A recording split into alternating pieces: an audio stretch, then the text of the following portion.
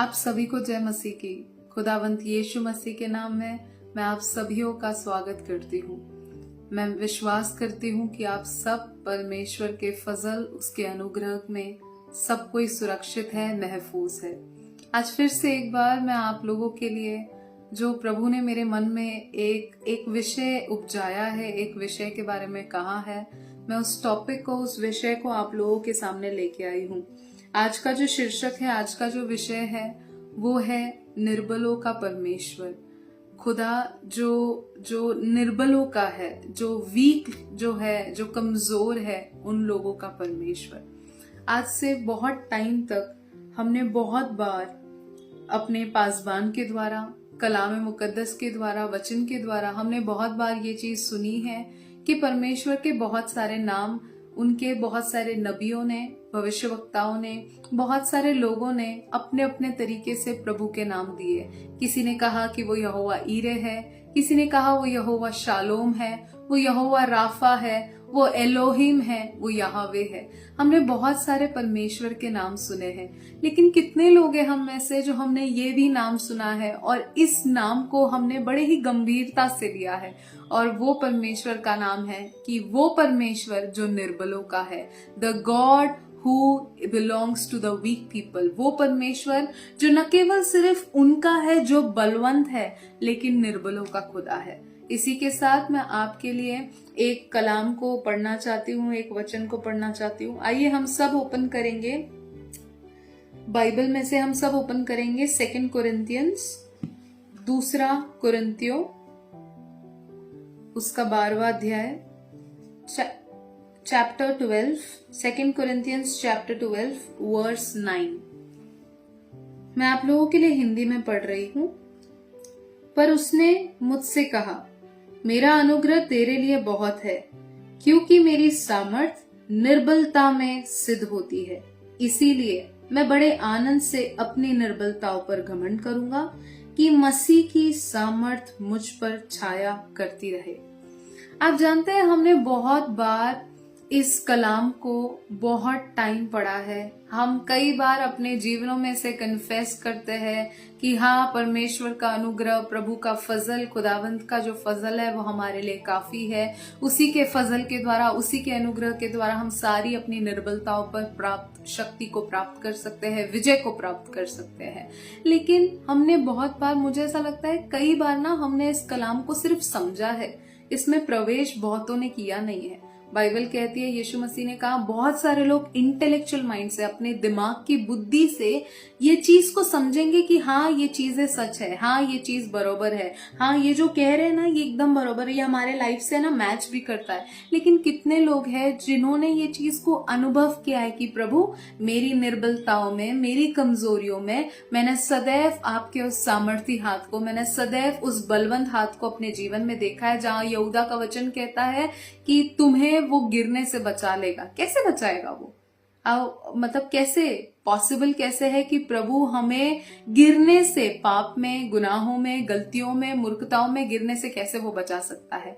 वैसे ही मैं आपको बाइबल के कुछ ऐसे पैसेज में से आज एक स्टोरी बताने वाली हूँ। एक ऐसा पैसेज बताऊंगी जो शायद हम में से बहुत सारे लोगों ने इसके बारे में पढ़ा है, मनन किया होगा। शायद बहुतों ने बहुत बार अपने लोकल जो हमारे पास्टर होते हैं, पासबानों के द्वारा ये चीजें, ये बातें समझी भी होंगी। बाइबल पुराने नियम में, पुरानी वाचा का जो वचन कहता है, जिसमें से मैं आज लेने वाली हूँ, वो पैसेज है एक विधवा और एक नबी के विषय में। ये आपको पहले राजा और उसके 17वें अध्याय 10वीं आयत से लेके 16वीं आयत तक आपको ये सारी चीजें पता चलेगी। ये सारी चीजें, ये पैसेज आपको पढ़ने को मिलेगा। मैं आपसे वो खुलवा नहीं रही हूँ, लेकिन मैंने आपको रेफरेंस दिया है ताकि ये वीडियो के बाद आप एक टाइम जाके खुद पर्सनली अपने लिए वो चीजों को पढ़े। बाइबल बताती है, एक परमेश्वर का जन था, एक परमेश्वर का नबी था जिसका नाम एलिया था, जिसका नाम एलाइजा था इंग्लिश में। और उसे परमेश्वर की वाणी आई।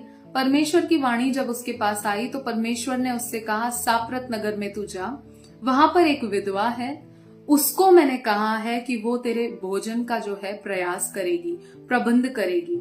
उस समय पे जब परमेश्वर ने ये सारी चीजें कही तो लिखा है एलिया ने परमेश्वर के वचन के अनुसार किया। जैसे प्रभु ने कहा तू साप्रत नगर में चला जा, वो साप्रत नगर में गया।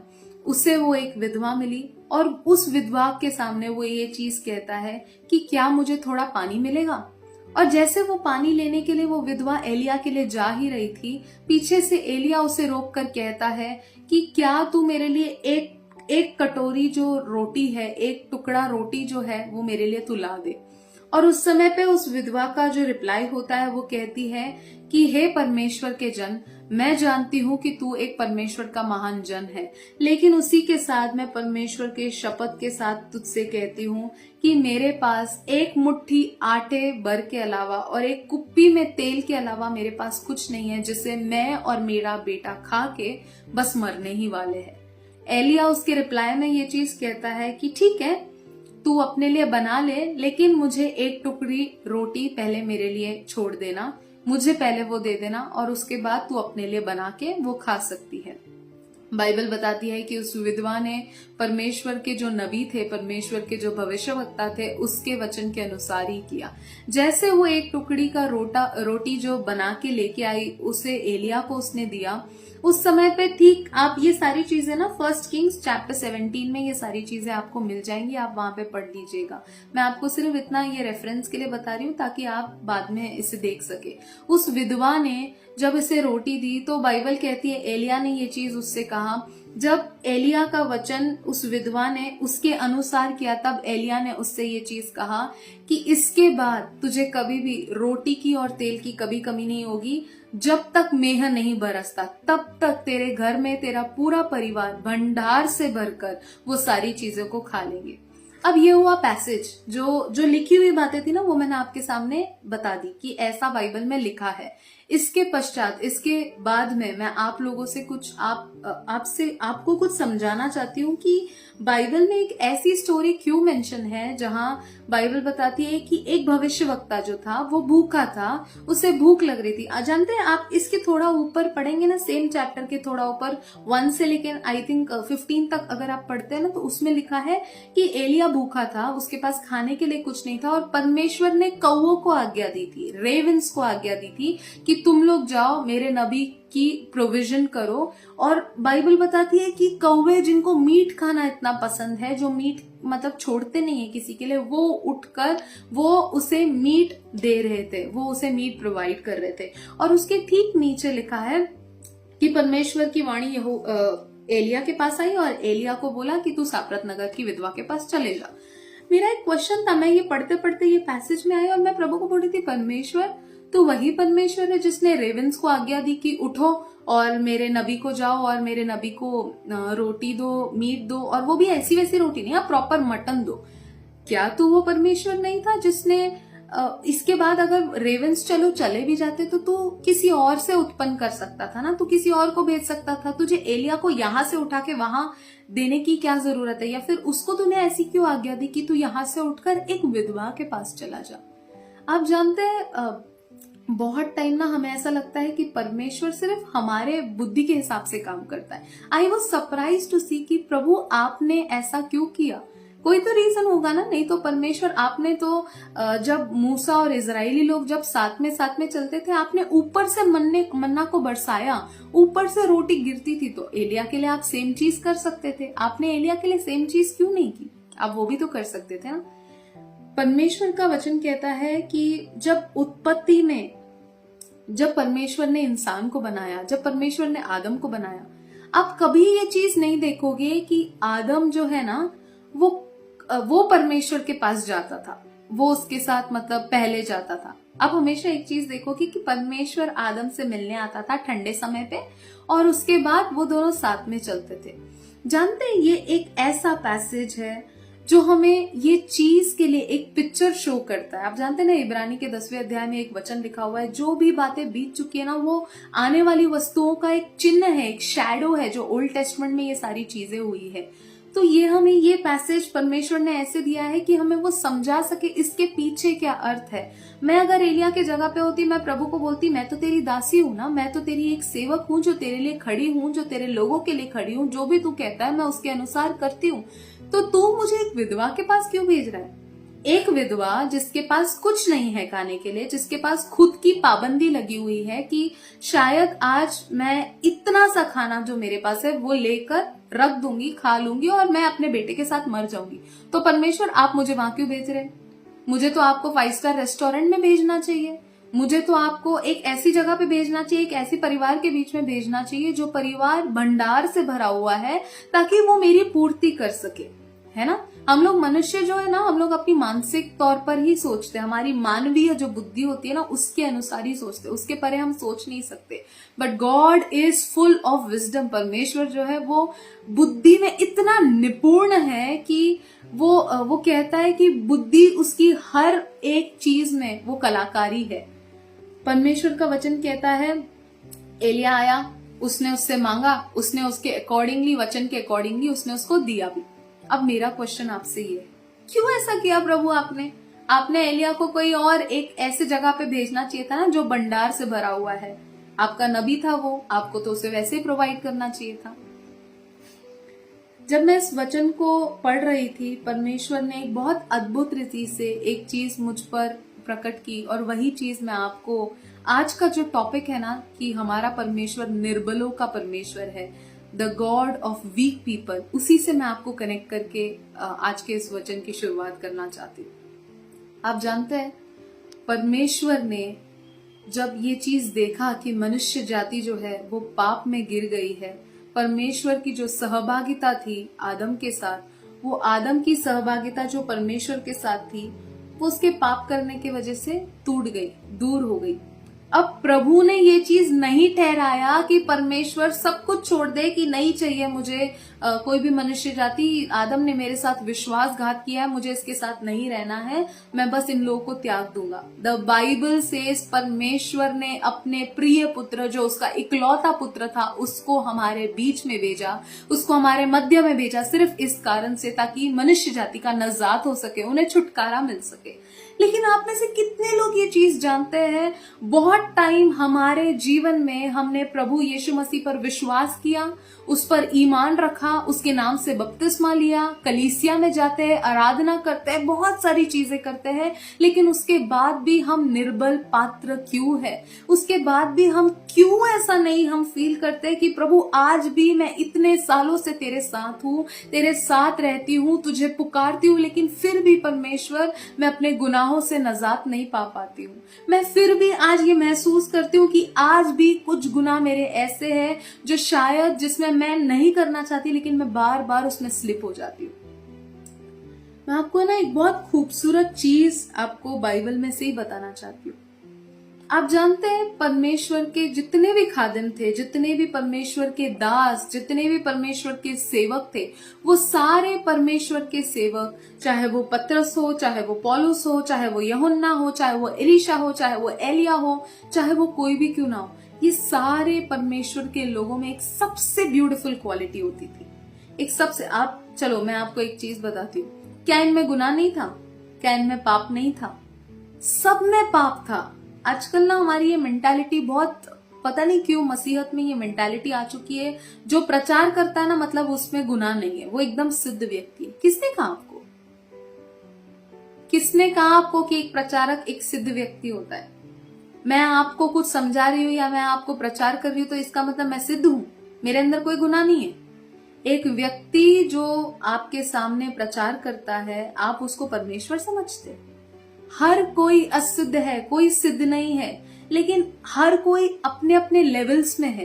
कोई थोड़ा ऊपर है, कोई बेचारा थोड़ा नीचे है, लेकिन कोई व्यक्ति सिद्ध नहीं है। हम सिद्धता की ओर बढ़ते जरूर है, लेकिन अभी तक हम सिद्ध नहीं हुए हैं। बाइबल हमें बताता है कि परमेश्वर ने एलिया को एक ऐसे जगह पे भेजा जो निर्बल था। मैं आपको यहाँ पे ना ठहर कर कुछ समझाना चाहती हूँ। आप में से कितने लोग इस पैसेज को जब पढ़ रहे हैं या फिर इसके बारे में सोच भी रहे हैं तो अपना चित्र, अपने आप को इस विधवा के जगह पे प्राप्त करते हैं, इस विधवा के जगह पे पाते हैं कि प्रभु तू जो परमेश्वर, जो सर्वव्यापी है, जो सर्वशक्तिमान है, जिसके आगे हर एक दूत झुकता है, तेरे एक कहने से सारी बातें होती है, उसने अपने सिंहासन को छोड़ा सिर्फ एक कारण से कि वो हम जैसे निर्बल लोगों के साथ रहकर हमें बलवंत कर सके। आपने देखा एलिया का एक ऐसे पिक्चर था जो परमेश्वर को हमें दर्शाता है कि परमेश्वर अपने सिंहासन को यीशु मसीह छोड़ के हमारे बीच में आया। एक खुदा के खादिम ने आराधना करते करते कहा कि प्रभु तू कितना महान है कि तूने स्वर्गदूतों की, जो सिद्ध स्वर्गदूत है, उन लोगों की आराधना को छोड़ के हम जैसे गुनहगारों की आराधना को स्वीकार करने के लिए आता है। कितना अमेजिंग खुदा हमारा है वो, कि वो परमेश्वर सब कुछ छोड़ दिया उसने एक कारण से, हमें निर्बलता से निकालकर अपने सामर्थ में प्रवेश करने के लिए। मैं जब एलिया का पिक्चर देखती हूँ ना, तो मैं उसे एलिया के पिक्चर की नाई नहीं देख पाती, मैं उसे अपने परमेश्वर की नाई देख पाती हूँ कि प्रभु एलिया जैसे विधवा के पास आया वैसे तू मेरे पास आया। आप कितने लोग जानते हैं लूका 18वां अध्याय में परमेश्वर यीशु मसीह ने एक विधवा का जो पैराबल है, वो एक जो दृष्टांत है वो हमें बताया था कि कैसे एक विधवा को परमेश्वर के सामने ऐसे पुकारना है जैसे वो हेल्पलेस है। विडो का एक पिक्चर मिला है चर्च को, और सेम विधवा यहाँ पे परमेश्वर ने जिक्र किया है। अब देखिए यहाँ पे क्या हुआ, एलिया आया, एलिया ने उससे कहा कि मुझे एक टुकड़ी रोटी दे। इसने क्या कहा? आप जानते हैं हम में से कितने सारे लोग आज भी गुनाहों में फंसे हुए हैं, निकल नहीं पाते, पुकार पुकार के हम थक जाते, लेकिन हमसे कुछ नहीं होता। जानते हैं उसका रीजन क्या है? वन रीजन, सिर्फ एक कारण है, उसके अलावा और कोई कारण नहीं है।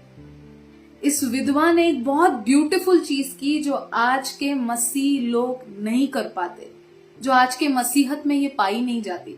इस विधवा ने एलिया को बताया, एलिया, हे परमेश्वर के जन, परमेश्वर की शपथ, मेरे पास एक जो वाटी का जो आटा है, एक वाटी के अलावा और एक कुप्पी तेल के अलावा मेरे पास कुछ नहीं है, ये मेरी कंडीशन है। और उसने पता है एलिया ने क्या किया? नो प्रॉब्लम, ये तेरी कंडीशन है ना, इसी के साथ मेरे पास आ, इसी के साथ मुझे वो एक टुकड़ी जो रोटी है वो दे। हम क्या ये विधवा की तरह परमेश्वर के सामने जाके अपनी कंडीशन को स्वीकार करते हैं, या फिर अपनी कंडीशन को जाके बताते हैं कि प्रभु ये मेरी कंडीशन है, ये मेरी कंडीशन है प्रभु, कि आज भी मैं चाहे कितनी भी दुआएं करूं, चाहे कुछ भी करूं, लेकिन मैं फिर भी कमजोर पड़ जाती हूँ खुदा। मेरे सामने अगर 2-3 बहनें आ जाए तो मैं बार बार निंदाएं करना चालू कर देती हूँ प्रभु। मेरे सामने अगर कोई ऐसा व्यक्ति आ जाए जिसने मुझे ठेस पहुंचाई है तो मेरा हृदय उसके प्रति नफरत से भर जाता है प्रभु। क्या आप परमेश्वर को इस विधवा की तरह अपनी कंडीशन शो करते हैं कि प्रभु मेरी ये कंडीशन है? हैरानी की बात मुझे ये लगती है, बहुतों को अपनी हार्ट की कंडीशन ही नहीं पता है कि वो जा कहाँ रहे, क्या वो सही रास्ते पे है या फिर कहीं वो अटक रहे। कितनी खतरनाक बात है ना कि हम गुनाह में रह के भी हमें अपनी कंडीशन नहीं पता है कि क्या हम सचमुच प्रभु के रास्ते जा रहे हैं या फिर हम ऐसे ही बस चलते जा रहे हैं, एक अंधे तीर पे ऐसे ही निशाना मार रहे हैं कि जिसमें कोई गोल नहीं, जिसमें कोई एम नहीं, बस चलना है, कलीसिया में जाना है, संडे टू संडे बस अपनी हुजूरी देनी है कि हम कलीसिया का हिस्सा है, हम कलीसिया में आते हैं, we are the members of this church. क्या ये मसीहत है? आज सबसे बड़ा रीजन जो हम गुनाह में से, पाप में से, बंधनों में से आजाद नहीं हो पाते, उसका एक है डिसऑनेस्ट नेचर, डिसऑनेस्ट हार्ट। एक ऐसा हृदय जो ईमानदार प्रभु के प्रति नहीं है, एक ऐसा हृदय जो सदैव परमेश्वर को नहीं बताता कि मेरी ये कंडीशन है, लेकिन लोगों को बड़ी बड़ी बातें करता है, ये मेरी कंडीशन है, मैं गुनाह में। मैंने बहुत लोगों को ऐसे देखा है कि लोगों से बात करने में उनके लिए घंटों निकल जाते हैं, लेकिन अगर प्रभु से बात करने की बारी है ना, उन्हें नींद आती है, उन्हें से झपकियां आती है। मुझे समझ में नहीं आता, आप प्रभु से बात करने में, आज आप प्रार्थना करने में इतना स्ट्रगल करते हैं, तो हम उस लेवल पे कैसे जाएंगे, हम उस स्तर में कैसे जाएंगे? मैं किसी को यहाँ पे कंडेम या दोष नहीं लगा रही, लेकिन मैं सिर्फ इतना ही कहना चाहती हूँ, यदि अगर हम इस विधवा की नाई परमेश्वर के पास जाकर अपनी कंडीशन, अपने हार्ट की कंडीशन शो करे कि परमेश्वर मैं जानती हूं, चलो छोड़ो, अनइंटेंशनली पाप करना छोड़ दो। मैं कुछ लोगों से ऐसा बात करना चाहती हूँ जो इंटेंशनली पाप करते हैं। लेट्स टॉक अबाउट देम, उनके बारे में मैं बात करना चाहती हूँ। आपसे इंटेंशनली पाप होता है। इंटेंशन का मतलब पता है? प्लान करके पाप करना। मुझे इसमें मजा आ रहा है। मेरे भाई, मेरी बहन, मैं आपसे फिर भी कहना चाहती हूँ, चाहे आप कैसे भी है ना, याद रखिए वो परमेश्वर आपसे प्यार करता है। चाहे आप कैसे भी है। आपने आज भी गुनाह किया है ना, मैं आपको तब भी कहना चाहती हूँ वो आपसे प्यार करता है। कितना अद्भुत है ना, वो हमारे गुनाहों को देखकर हमसे दूर नहीं हो जाता। ओ ये तो बड़ी गुनहगार है, इससे दूर हो जाओ। मनुष्य है ये मनुष्य है, ये उसकी फितरत है मनुष्य की कि लोगों की थोड़ी गलतियां देखकर, लोगों के थोड़े गुनाहों को देखकर वो एकदम पीछे हो जाता है।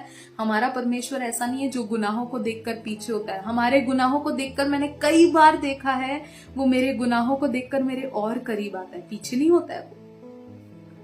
मैं आपको कहना चाहती हूँ, अपनी कंडीशन, अपने हार्ट की कंडीशन परमेश्वर के सामने बताए। आप जानते हैं, जब पौलुस ना, ऐसा नहीं है कि परमेश्वर के बड़े बड़े जन के साथ या फिर जो उनके प्रभु के इतने महान दास थे, उनके जीवनों में कोई गुनाह नहीं था, उनसे गलतियां नहीं होती थी, नो डाउट। अब पौलुस के जीवन में देख लो, एक टाइम उसने फ्लो में आके गलती से एक याजक को कह दिया था, हे चुनना फिरी हुई कब्र, तुझे परमेश्वर थप्पड़ मारेगा। आप पढ़ के देखिए, लिखा है वहां पे बाइबल में, इससे भी गलती हुई। आप पतरस को देखिए, गलातियों में पौलुस उसको रिब्यूक करता है, उसे डांटता है कि तू आज भी यहूदी और अन्य जातियों के बीच में पार्शलिटी करता है। आप यूहन्ना को पढ़ के देखिए, 99 वर्ष का होने के बाद भी वो आज भी, उस समय पे भी जो स्वर्गदूत था उसके सामने दंडवत हो रहा था। आप दाऊद को पढ़ के देखिए, दाऊद के विषय में भी ऐसा लिखा है कि उसने परमेश्वर के हृदय को जानने के बाद भी व्यभिचार में वो फंस गया। लेकिन आप जानते हैं, इन लोगों की शुरुआत ना कैसी भी हुई हो, इनका अंत बड़ा अमेजिंग था। पौलुस का देख लीजिए, पतरस का देख लीजिए, यूहन्ना का देख लीजिए, परमेश्वर के हर वो चेले। चलो ये एक ऐसा पहलू है जिनके विषय में मैंने आपको बताया, इनका अंत अमेजिंग था। जानते हैं क्यों? इन्होंने सदैव अपनी हार्ट की कंडीशन, इन्होंने सदैव अपना हृदय प्रभु के सामने खोला।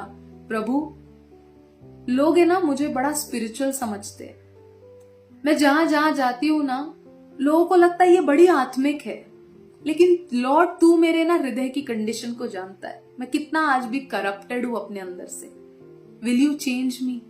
क्या तू मुझे बदलेगा? अब जानते, यही एटीट्यूड, यही हृदय, ये एक ईमानदार भरा हृदय परमेश्वर को भाता है। मुझे बताओ, क्या किया वो चोर ने? कहां वो पवित्र बना? कहां उसने परमेश्वर की आज्ञा मानी? मुझे बताओ, क्या उसने ऐसे किया जो परमेश्वर यीशु मसीह ने कहा कि आज ही के दिन तू मेरे साथ पैराडाइज में होगा? क्या किया उसने? क्या ऐसा कर लिया? Just one thing, he became honest in front of the Lord कि प्रभु, यदि तू जाए ना, तुम मेरी सुधि लेना, मुझे याद करना। और प्रभु ने उसकी सुधि उसी समय पे ली। तुझे रुकने की जरूरत नहीं, आज ही के दिन तू चलेगा मेरे साथ। एक ऑनेस्ट हृदय, एक ईमानदार हृदय प्रभु को इतना भाता है ना।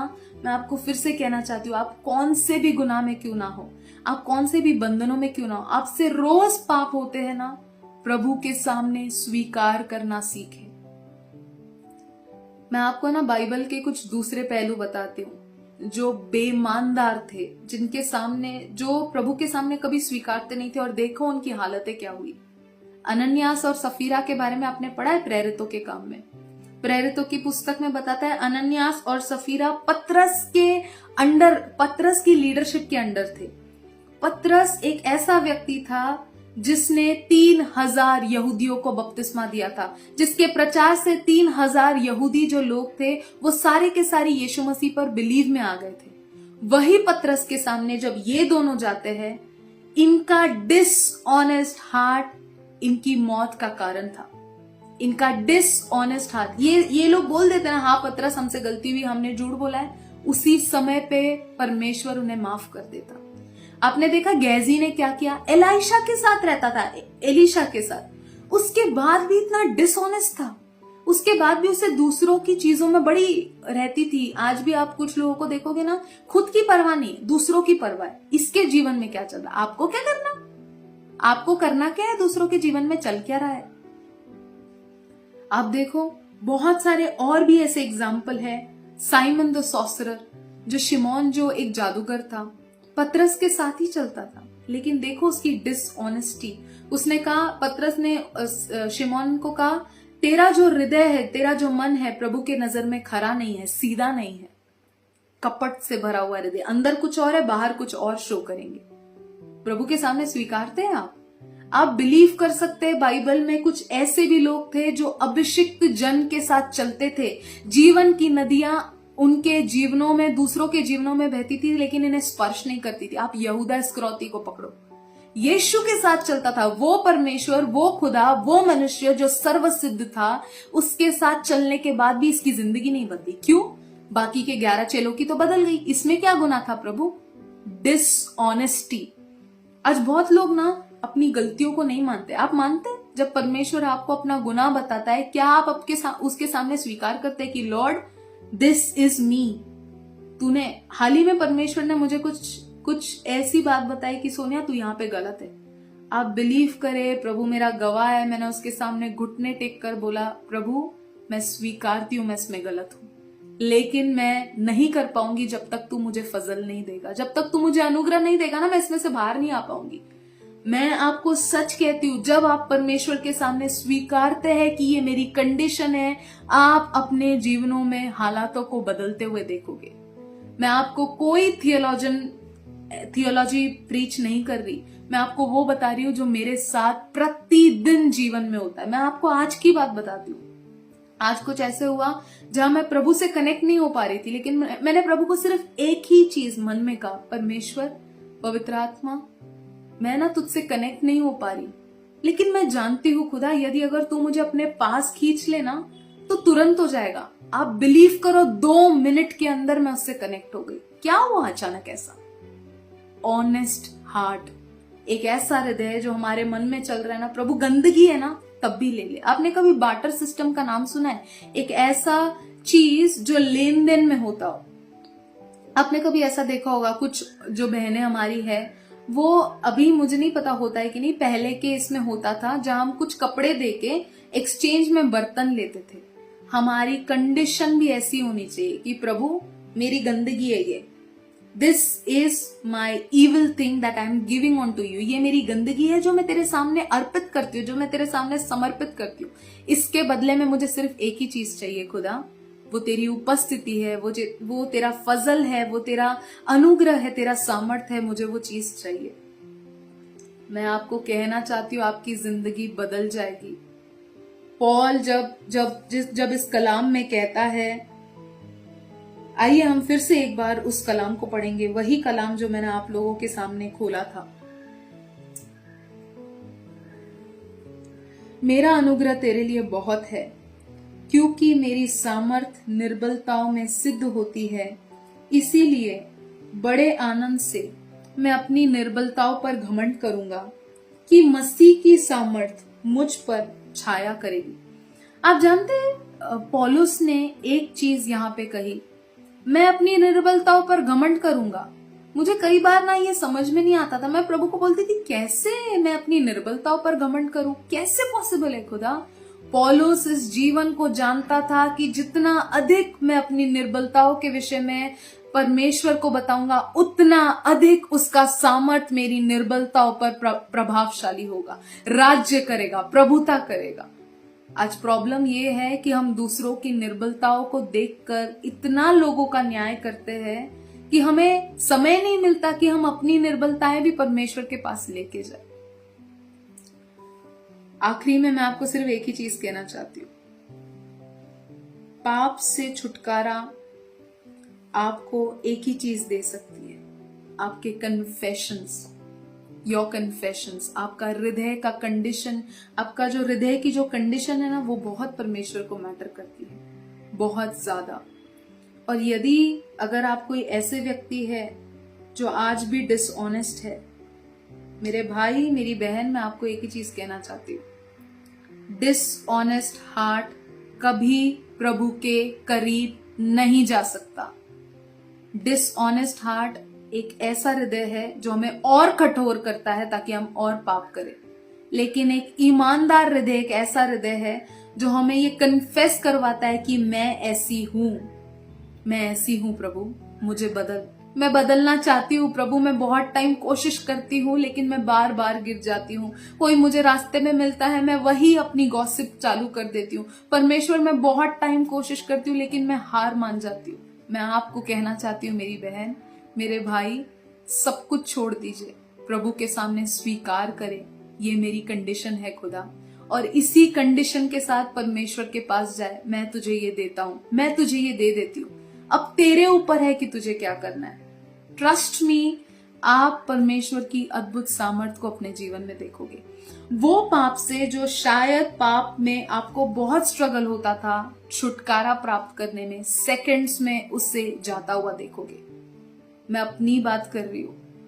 एक ऐसा मेरे जीवन में गुनाह था जो मैं बहुत स्ट्रगल करती थी, मुझे ये चीज नहीं चाहिए प्रभु, लेकिन मैं छुटकारा प्राप्त नहीं करती थी। लेकिन जिस दिन मैंने इस प्रिंसिपल को सुना, समझा, सीखा और इसमें प्रवेश किया, मैं ऐसी हूं खुदा, लेकिन मैं बदलना चाहती हूं।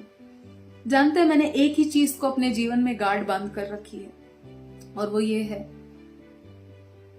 मेरे अंदर पाप रहेगा, ठीक है, लेकिन मैं वो पाप के साथ कभी सेटल नहीं होंगी। मैं उस पाप के साथ कभी भी एकदम उसे कंफर्ट नहीं दूंगी कि चलता है ना, थोड़ा बहुत झूठ तो ठीक है। बहुतों को देखा, मैंने मसीहों को देखा झूठ बोलते, और जब मैं देखती हूँ उनके सामने जब बोला जाता है आपने झूठ क्यों बोला, अरे इतना तो चलता है, ये नहीं बोलेंगे तो फिर आगे बढ़ेंगे कैसे। अच्छा, आपको डर नहीं लगता प्रभु से? आपके अंदर पवित्र आत्मा कन्विक्ट नहीं करता कि ये गलत है, ये सही नहीं है? आपको परमेश्वर बोलता नहीं कि आप पराये शरीर को जब देखते हैं, किसी व्यक्ति को जब आप कलीसिया में देखते हैं, आपको पवित्र आत्मा कन्विक्ट नहीं करता कि तू गलत कर रही है, तू गलत कर रहा है? क्यों आपकी आंखें ऐसी जगहों पे जाती है जहां पे आपको नहीं देखना चाहिए? बार बार आप प्रभु के सामने मानते नहीं? आपको लगता नहीं है कि हमें कितना चेंज होने की नीड है? ट्रस्ट मी, मैंने ये चीज अपने जीवन में प्रभु के अनुग्रह से सीखा है। तेरे लाइफ में जो भी होना, जितने भी गुनाह होना, गुनाह ठीक है, लेकिन कभी उस गुनाह में अपने आप को सेटल मत करना, उसके साथ बैठ मत जाना। ओ ये तो चलता है, ये तो ठीक है, ये तो चलता है, ये इतना तो रहेगा ना। नो सर, सॉरी, इतना भी नहीं चलता। मसीहों का स्टैंडर्ड संसार से ऊपर होना चाहिए, और अगर ये नहीं है तो आई डोंट नो फिर हम कौन सी जीवन में प्रवेश करेंगे। पाप हमारे साथ रहता है, हमारे अंदर है, लेकिन पाप के साथ हमें सेटल नहीं होना, उसके साथ कॉम्प्रोमाइज नहीं करना कि ठीक है, हाँ चलता है ना, मैं तो लड़का हूं, मैं तो लड़कियों को देखूंगा ही ना, मैं थोड़ी किसी और को देखूंगा। आप कर सकते हैं, आपकी चॉइस है, मैं इस चीज को कभी सपोर्ट नहीं करूंगी। यस, मैं खुदा के सामने मान लूंगी, मैं बार बार मुझसे ये होता है, लेकिन उसके साथ कॉम्प्रोमाइज कभी नहीं कर सकती। आखिरी बार इस वीडियो को बंद करने से पहले मैं एक ही चीज कहना चाहती हूँ, प्रभु के सामने माने कि आपकी कंडीशन क्या है, आप उसके अद्भुत हाथ को अपने जीवन में देखोगे। आप खुद कहोगे कि मैं पहले जैसी थी, मैं अब वैसी नहीं हूं। मैं पहले जिन बातों से स्ट्रगल करती थी, मैं आज उन बातों से स्ट्रगल नहीं करती। मेरे जीवन में, मैंने अपने जीवन में ये सारी चीजों को होता हुआ देखा है। मैं ईमान से कहती हूं कि आपने इस मीटिंग के द्वारा, इस छोटे से कलाम के द्वारा आपने बरकत पाई है। यदि अगर आप हमारी कलीसिया से जुड़ना चाहते हैं तो स्क्रीन पे दिए गए नंबर पे व्हाट्सएप कीजिए अपने नाम और अपने शहर का नाम, और बाकी की जानकारी आपको दी जाएगी। आप सभी को जय मसीह की।